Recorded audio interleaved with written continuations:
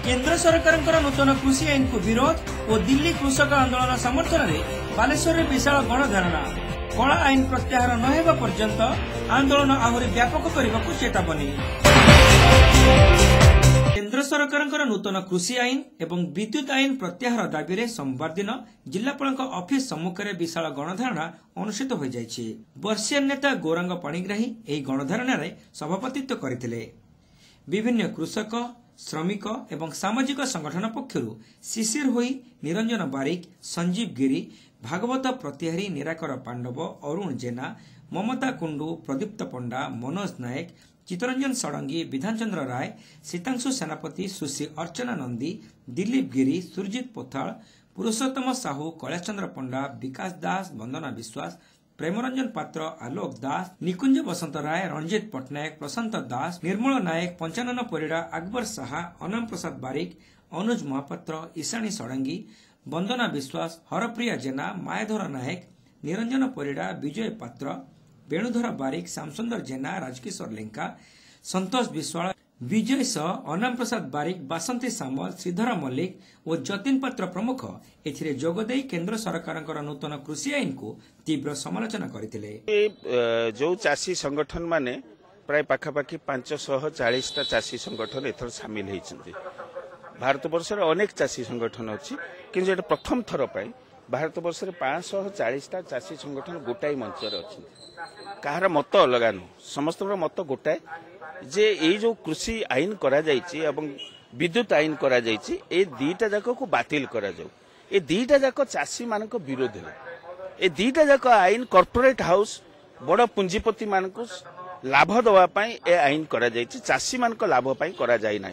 तेणु एटा प्रत्याहार करा जाऊ। एई दाबी रे दीर्घ दिन धरिकी नवेम्बर 27 रु सेमाने दिल्ली रे अछंती। ता पूर्वरु पंजाब रे हरियाणा रे बड़ बड़ आंदोलन 2 मास धरिकी रेल लाइन उपरे थिले, लक्ष लक्ष लोक बसथिले। आज से लक्ष लक्ष लोक आसिक दिल्ली रे बसचंती। सेही आंदोलन को समर्थन करिकी ओडिसा रो चाषी संघर्ष कृषक संघर्ष समन्वय समिति से योजना करछि जे सेमाने जो डाकरा देबे सेही डाकरा रे आमे आंदोलन गुडी को संगठित करिवु। कौनसी बाछ विचार रखिनु। बुद्धिजीवी मान को डाकिचु, श्रमिक मान को डाकिचु, महिला मान को डाकिचु, छात्र मान को डाकिचु, युवक मान को डाकिचु, चाषी मान को डाकिचु, समस्त को एकाठी आमे डाकिचु।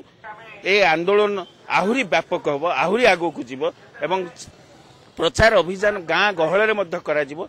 प्रकृत चाषी किभଳି क्षति होउची सेही कथाटा आमे चाषी को पाखरे पहुंचे देबो एवं सरकार को केंद्र सरकार जो नीति नैचंती आईन नैचंती से आईन प्रत्याहार न होबा पर्यंत ए आंदोलन चलिबो।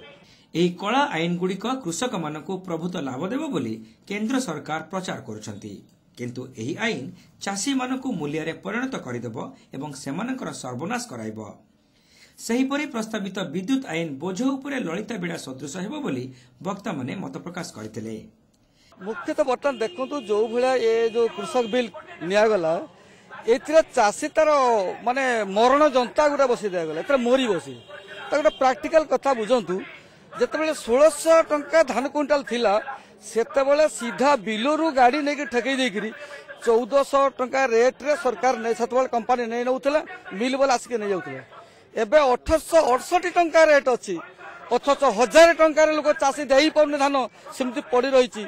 गोटे चाषी परिवार ये गला रिसेंट जो आमर गला पढ़ुआष्टमी जो गला पढ़ुआष्टमी तार निज पिला को भी खंडे नुआ वस्त्र दे पारा नहीं कारण सी धान बिक्री कर पारा नहीं। 1000 टंका धान जो बिक्री करे तार मूल जमा खाई वंशटा बुड़ीज। यही अवस्था जो चाषी पहुंची सरकार कहते ये एक ऐतिहासिक परिवर्तन एटा वास्तव ये एक ऐतिहासिक परिवर्तन। ये ऐतिहासिक परिवर्तन एभलिया जो केबे हेई नहीं। आगुरी गोटे चाषीर तार मान्यता जो थिला चाषी तार मान्यता बोली किछि नहीं से मरिबो कहे 1000 टंका धान एबे सुधा भी पड़ रही गाँ गहली आप जातु सी जहाँ कर केवल व्यापारी मान बचा कर साधारण चाषी सी के धान नहीं जापर दिल्ली हैदराबाद ना कौ जगह को नहीं से बिक्री कर सी बिक्री कर मंडी रे जदि से मंडी रे दे पारला नहीं धान तार रेट नहीं कि कई कंपनी से नौ नहीं ये भी कथा आहरी आश्चर्य कथा जो मिलर माने जहाँ किसी कर प्रत्येक वर्ष ए वर्ष आहरी अधिक परिमाण कर गोटे गोटे क्विंटाल शुक्ल 10 किलो लेखा धान काटती जो जो सरकार जाई आईन टा करिसंती ए आनले प्रभावित कौन एतर कई खुशी हेबेनी। कृषक मानकर दरदी बंधु बोली केंद्र सरकार निजर डिंडिम पिटुथिबा बेले दिल्ली ठारे बसिथिबा लक्ष लक्ष चाषी मानकु अणचाषी कहिबा, देशद्रोही आख्या देबा, मंडी दलाल बोली कहिबा, एमाने पाकिस्तान एवं चाइनार एजेंट बोली कही अपप्रचार करने सह निजर किछि गणमाध्यम दिन राति प्रचार करि चलिछंती। केंद्र सरकार कृषक नेता मानक सह आलोचना करुथिले मध्य कृषि आईन प्रत्याहार दाबी प्रति कर्णपात करुनाहांती। सरकार जो आईन रे संशोधन करिबा पई प्रस्ताव दैछंती ताहा एक वर्णनार फर्द छड़ा आउ किछि नुहे। चाषी संगठन माने कृषि आईन प्रत्याहार न होबा पर्यंत आंदोलन अब्याहत रहिबो बोली घोषणा करिसंती।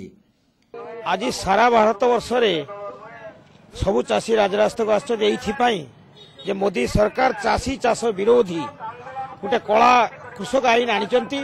तार 3टी दफा मेनली अच्छी कृषि विपणन आईन, कृषि एम्पावरमेंट आईन एवं अत्यावश्यक सामग्री संशोधन आईन एवं विद्युत बिल। ए 3-4टी मुख्य कथारे सबु कथारे चाषी चाष को घरोईकरण करवा, जलसेचन को घरोईकरण करवा एवं चाषीर जमी चाषी कौन चाष करिवो ता उत्पादित द्रव्यर मूल्य ताकू सब देशी विदेशी कंपनी माने निर्धारण करिवे।